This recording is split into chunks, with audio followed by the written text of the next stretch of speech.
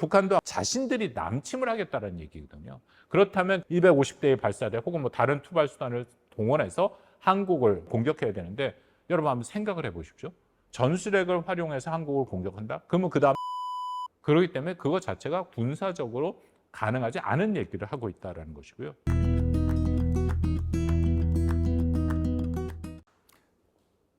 안녕하십니까. 박원권의 북한과 세계를 시청해 주신 분들께 진심으로 감사드립니다. 오늘 드리고자 하는 말씀은 북한 군사와 관련된 것입니다. 지난 8월 5일이었죠.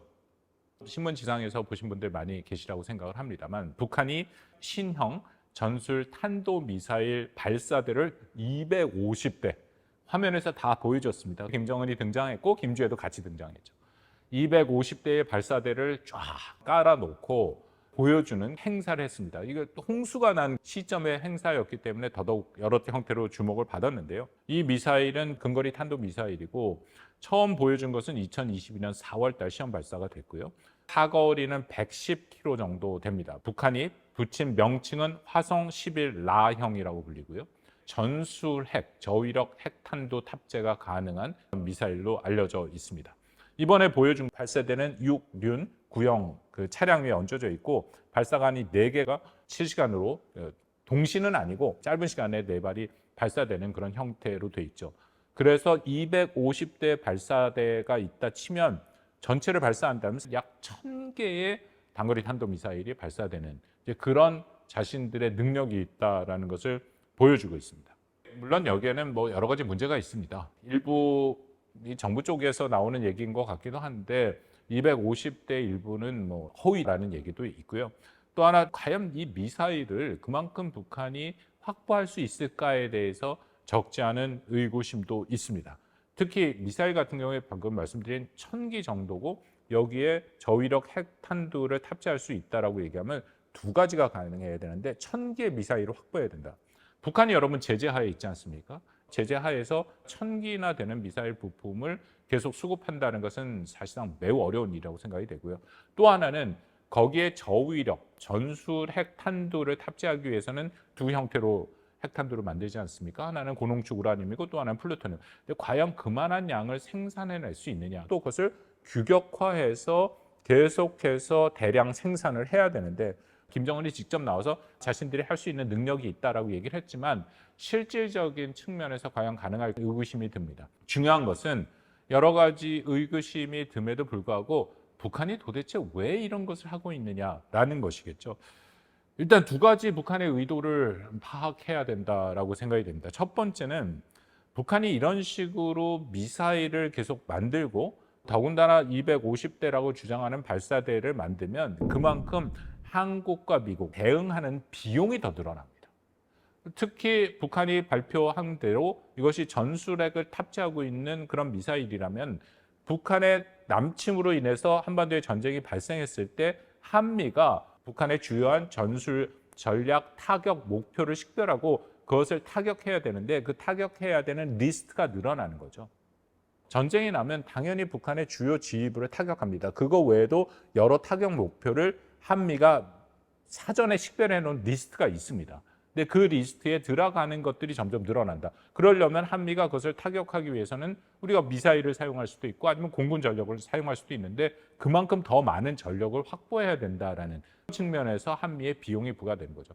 북한은 굉장히 의도적으로 그들의 핵에 대한 이 투발 수단, 미사일을 비롯해서 그런 투발 수단을 다양화하고 있습니다. 그간에 보여준 걸 보면 뭐 철도 위에서도 쐈고요. 철도 위에 기차 위에서도 쐈고 그리고 뭐 호수에서도 쐈고 바다 SLBM이라고 하면 바다에서도 쐈고 굉장히 다양한 형태로 플랫폼을 만들어 놓고 있고 이번에도 250대 발사대를 보여줬다. 그런 것은 한미연합에 그만큼 비용이 부과된다.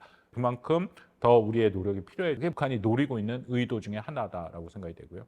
또 하나는 핵 보유국으로 북한을 인정하라는 끊임없는 메시지라고 생각이 됩니다.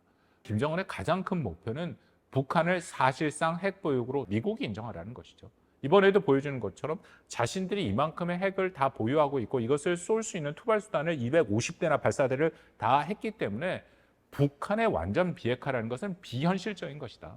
이번에도 그 일환으로 자신들의 능력을 보여준 것이다라고 생각을 합니다. 조금 더 큰 틀에서 김정은이 올해 들어서 해왔던 여러 가지 연속성상에서 이것을 다시 한번 말씀을 드리겠습니다. 제가 이전에 찍었던 그 동영상에도 일부 내용이 있습니다. 잘 아시다시피 북한의 김정은이 연말 연초 전쟁할 결심이다라는 것을 했죠. 남한 관계를 교전국 관계라고 얘기를 했고, 그리고 2월 9일 김정은이 그들이 말하는 건군절 연설을 통해 대한민국의 영토를 무력을 사용해서 그 점령 평정하는 것이 국가의 가장 큰 목표다라고 분명하게 밝혔습니다. 그리고 나서 3월부터 끊임없이 자신들이 한국을 공격할 수 있는 능력과 의지를 보여주고 있습니다. 이번에 나타난 250대의 발사대를 포함해서 김정은이 현지 지도를 통해서 전체적인 남침 시나리오를 거의 다 보여주고 있습니다. 여기에서 제가 핵심적인 걸 몇 개를 말씀을 드리겠습니다. 지난 4월 달이죠. 처음으로 북한이 화산 경보와 핵 방아쇠라는 얘기를 했습니다. 화산 경보라는 것은 한국과 미국이 자신들에게 공격을 할 조짐이 보이면 일종의 경보 체계가 동원된다. 그 경보 체계에 따라서 자신들이 갖고 있는 핵을 종합적으로 관리한다 하면서 밝힌 체계의 이름이 핵 방아쇠입니다. 그러니까 쉽게 말씀드리면 이런 겁니다. 전쟁이 나서 자신들이 전쟁에 대한 그 정도를 판단하기 위해서 경보 체계가 있고, 그 경보 체계가 발동되면 자신들의 핵을 쓰기 위해서 이런 종합 관리 체계가 있다고 얘기를 하는 것이죠. 그러면서 4월 달에 처음으로 이 두 가지 개념들을 얘기했고, 5월 말일에 김정은이 직접 등장해서 자세한 이 체계 자체를 전부 다 보여줍니다. 어떻게 작동하는지를 북한 스스로가 자세히 밝힌 건데요. 처음은 북한 노동당의 당 중앙군사위원회가 있습니다. 이것이 북한 체제상에서 가장 중요한 결정, 군사적 결정을 하는 그런 기구죠. 당연히 위원장은 김정은입니다. 그래서 화산 경보가 발달돼서 핵 방아쇠가 시작이 되면 1차적으로 당 중앙군사위원회에서 김정은이 군사위원들, 중앙위원들과 결정을 해서 핵을 사용하겠다 결정을 한답니다. 두 번째 단계로는 그 당 중앙군사위원회에서 비밀 암호 지령문이 해당 부대에 전달이 됩니다. 그렇다면 그 해당 부대는 그 비밀 암호 지령을 받고 준비를 하고 네 번째 화력을 동원해서 핵을 쏜다라는 그런 것이죠. 일종의 이 단계와 과정을 다 북한이 스스로 공개를 했습니다. 그 당시에 최종적으로 사용됐던 핵 투발 수단은 KN-25, 600mm 방사포라고 불리는 것, 18문을 쭉 세워놓고 한 발씩 쏘는 그런 모습을 보여줬죠. 이번에도 이 연장선상에 있다라고 판단이 됩니다. 북한이 핵을 사용하는 가장 핵심적인 상황은 북한의 김정은의 안위가 도전받거나 위협받을 때입니다. 북한이 2022년 9월 달 최고인민회의를 통해서 핵 법령을 통과시켰는데요. 그 핵 법령에는 이런 내용이 있습니다. 국가 핵무력에 대한 지휘 통제 체제가, 이거 사실상 김정은을 얘기하는 것인데, 그런 체계가 적대 세력의 공격으로 위험에 처하게 되는 경우, 다시 말씀드려서 김정은이 뭔가 위험에 처하게 될 경우에는 자신들이 갖고 있는 핵 타격이 자동적으로 즉시에 단행된다고 얘기되어 있습니다. 아까 말씀드린 4월달 화산경보 체계와 핵 방아쇠를 처음으로 보여주면서 지금까지 보여주는 여러 가지 행위들은 이것이 실질적으로 가능하다는 것을 나름대로 강변하고 있다라고 생각이 됩니다.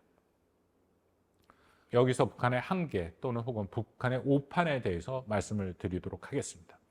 일단 북한이 전술핵 사용을 정말 이 체제 구축을 했느냐, 그리고 앞으로도 할 것이냐, 저는 상당한 제한이 있다고 생각이 됩니다. 자동적 즉시로 하기 위해서는 상당 부분 핵에 대한 체계가 완벽하게 구축이 돼야 되고, 북한이 한 얘기입니다만 일선 부대의 핵 사용에 일정 수준 위임이 필요하다. 자동적이라는 표현이 그런 표현이요. 그러니까 김정은이 위험에 처했을 때는 김정은이 혹시라도 결정을 못 내더라도 위임에 의해서 일선 부대들이 핵을 사용해야 된다. 여러분, 북한이 이게 가능할까요? 저는 북한 체제상 불가능하다고 생각이 됩니다. 핵을 위임받은 부대가 정말 전쟁이 났을 때 북한이 원하는 대로 핵을 사용하는 것이 아니라 전쟁이 나기 전이라도 평양을 향해서 그 핵을 사용하면 어떡합니까? 북한 체제같이 1인 체제고 수령의 안위가 가장 중요하고 그것에 대해서 늘 위험을 받고 있는 그런 상황에서 핵이라는 것을 김정은의 100% 손아귀에서 모든 통제가 돼야지 그것을 일부 위임하는 것은 저는 불가능하다고 생각이 됩니다. 그 체제가 아니더라도 즉시로 자동적으로 하는 체제를 만들기 위해서는 이거 굉장히 정교한 시스템이 필요합니다. 미국 같은 경우에 대통령 결심이 내려가면 일선 부대에서 활용하고, 근데 그 모든 과정은 매우 정교해야 되고 매우 안전해야 되고 외부로부터 다 보호가 돼야 되는데, 북한이 그런 최첨단의 시스템을 과연 구축할 수 있을까에 대해서도 저는 상당 부분 의구심이 듭니다. 그 의미는 북한이 구축하더라도 이 과정에서 한미가 정보 당국이 이것을 판단하고 파악하고 사전 탐지할 가능성이 매우 높다라는 말씀을 드리는 겁니다. 또 하나는 정말로 전쟁이 발생했을 때 북한이 전술핵으로 공격이 가능할 것이냐, 저는 이 부분도 상당히 의구심이 듭니다. 가장 큰 전제는 한미연합군이 북한을 선제적으로 공격할 가능성은 없습니다. 제가 여러 번 이 방송을 통해서 말씀을 드렸습니다만, 우리가 작전 계획에는 선제 공격을 통해서 북침하는 계획이 없습니다. 그리고 북한도 아까 말씀드린 것처럼 영토 안정이라고 얘기하는 게 자신들이 남침을 하겠다는 얘기거든요. 그렇다면 전쟁이 발생했을 때 250대의 발사대 혹은 뭐 다른 투발 수단을 동원해서 한국을 공격을 해야 되고 서울을 공격해야 되는데, 여러분 한번 생각을 해보십시오. 전술핵을 활용해서 한국을 공격한다? 그러면 그 다음에 어떻게 남침이 가능합니까? 방사능이 다 퍼지고 오염이 된 상태에서 북한군이 내려온다? 이건 스스로 자신들의 남침 통로를 막는 행위입니다. 그렇기 때문에 그것 자체가 군사적으로 가능하지 않은 얘기를 하고 있다는 것이고요. 또 하나는 과연 북한이 그렇게 핵을 사용했을 때 한미가 가만히 있을 거냐, 그리고 거기에 대한 대비책이 없냐. 대비책이 있습니다. 말씀드린 것처럼 비용이 부과될 뿐이지, 북한이 만약 정말로 그렇게 사용한다면 여러 가지 장비를 통해서 우리가 식별할 수 있고 거기에 대해서 대응할 수 있는 다양한 수단들이 훨씬 많이 갖고 있습니다. 그렇기 때문에 북한이 생각처럼 250대 1000발을 마음대로 쓸 수 있는 상황이 되지 못한다라는 거죠. 그리고 또 가장 중요한 것 중에 하나는, 북한이 어떤 형태로든지 핵을 한국을 향해 사용하게 된다면 이것은 전면전으로 갈 수밖에 없습니다. 정말로 성공적으로 몇 발이 한국, 특히 이 서울을 향해 날라왔다.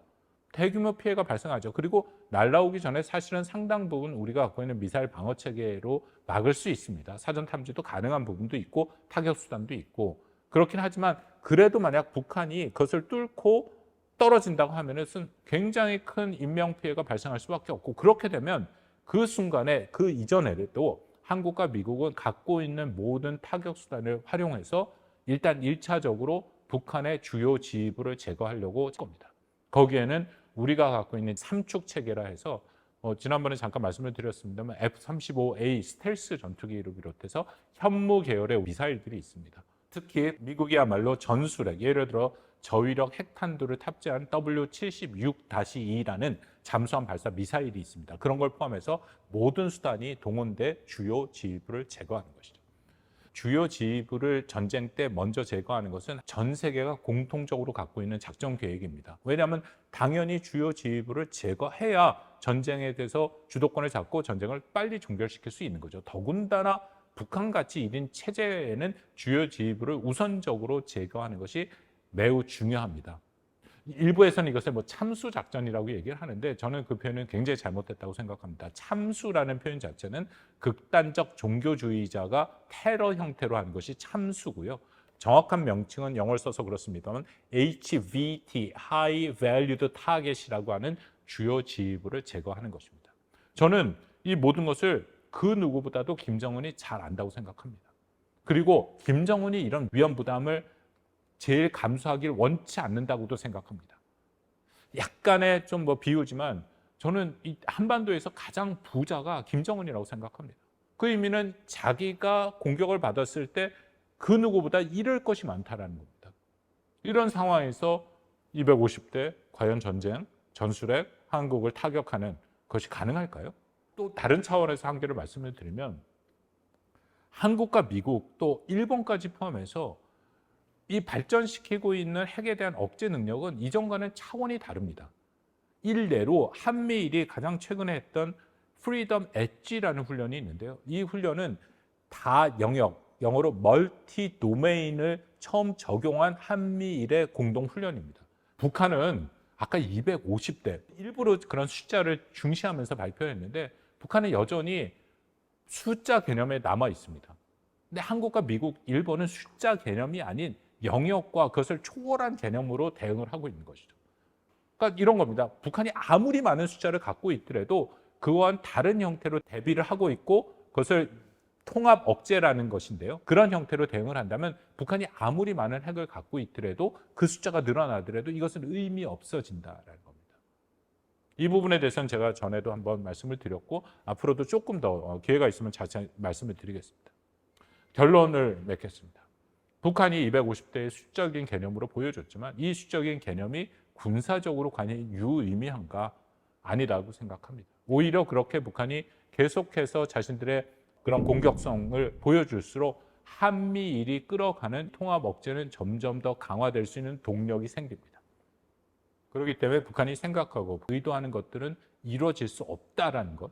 오히려 한미일 앞으로 나아가서 이제 나토까지 포함된 일종의 통합 억제가 강화가 될 텐데 북한에 대한 핵 억제력은 점점 강화될 수밖에 없다라는 것을 다시 한번 말씀드립니다. 시청해 주셔서 감사합니다.